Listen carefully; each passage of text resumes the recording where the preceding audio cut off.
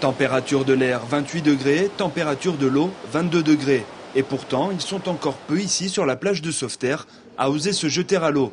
Mais dès ce week-end, les nageurs sauveteurs s'attendent à voir débarquer les premiers juilletistes.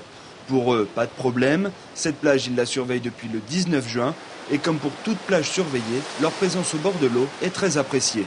Dans des conditions qui sont un peu plus dures, le fait d'avoir des sauveteurs au bord de l'eau, voire même carrément dans l'eau, ça favorise le fait que les gens veulent aller dans l'eau. Ils se sentent en sécurité et d'où ça leur donne envie d'y aller, quoi.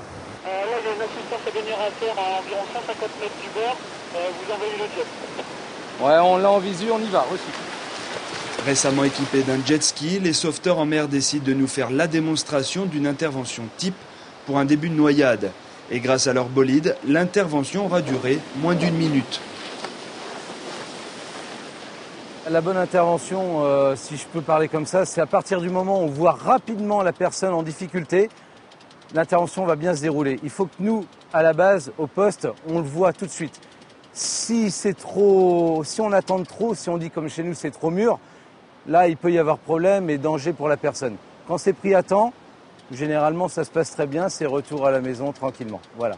En 2009, ce matériel et les maîtres nageurs sauveteurs de la SNSM ont permis de sauver 22 vies et de procéder en plus à 60 sauvetages moins graves, mais 22 vies ont été sauvées grâce aux maîtres nageurs sauveteurs.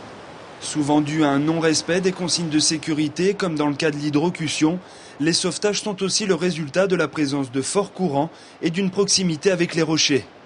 Il y a un courant, le danger est présent, il y a des vagues, il y a des rochers. Donc on va vous laisser dans la zone de bain, on ne vous laisse pas dépasser. Et là, pendant toute la journée, tant que le courant est présent, tant que les vagues vont être présentes, on va les laisser aller dans la zone de bain, mais elle sera toujours encadrée par nos soins en fait.